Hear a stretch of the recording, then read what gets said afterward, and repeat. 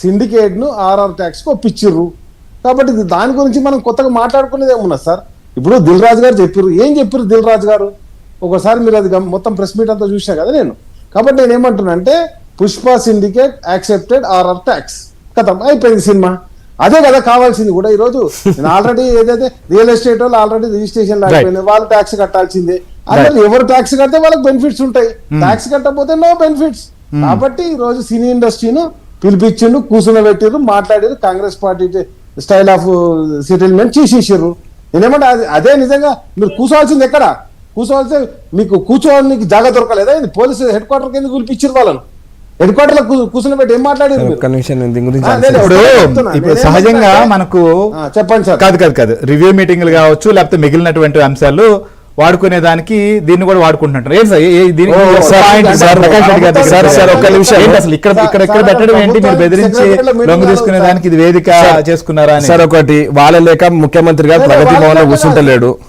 ముఖ్యమంత్రి గారు నివాసం నుంచి పరిపాలన చేస్తున్నాడు. లేదా ఒక్క నిమిషం బ్రదర్, ఒక్క నిమిషం రాకేష్ గారు, ఒక్క నిమిషం సార్, ఇంకోటి ఒక్క నిమిషం వినండి. ఫస్ట్ మీరు ఒక్క నిమిషం వినండి. పోలీస్ కంట్రోల్ రూమ్ లో కూడా 7th ఫ్లోర్ లో ముఖ్యమంత్రి కార్యాలయం ఉన్నది. అక్కడ ముఖ్యమంత్రి కార్యాలయం కమాండ్ కంట్రోల్ లో 7th ఫ్లోర్ లో ముఖ్యమంత్రి కార్యాలయం ఉన్నది. ముఖ్యమంత్రి కార్యాలయం పోయి చూసుకోండి ఒకసారి.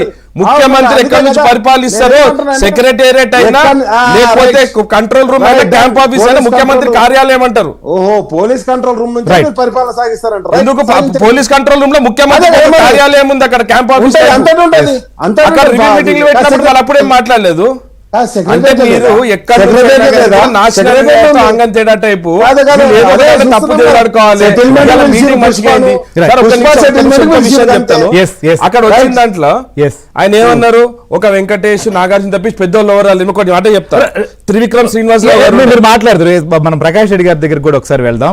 సో ప్రకాష్ రెడ్డి గారు, సో ఇండస్ట్రీ సంబంధించినటువంటి సమావేశం, సినిమా సంబంధించినటువంటి వ్యవహారం పైన గత కొద్ది రోజులుగా భారతీయ జనతా పార్టీ వైపు నుంచి కూడా అనేక అంశాలపైన మీరు కూడా స్పందిస్తూ వస్తున్నారు. కాబట్టి సో ఈ సమావేశం మీద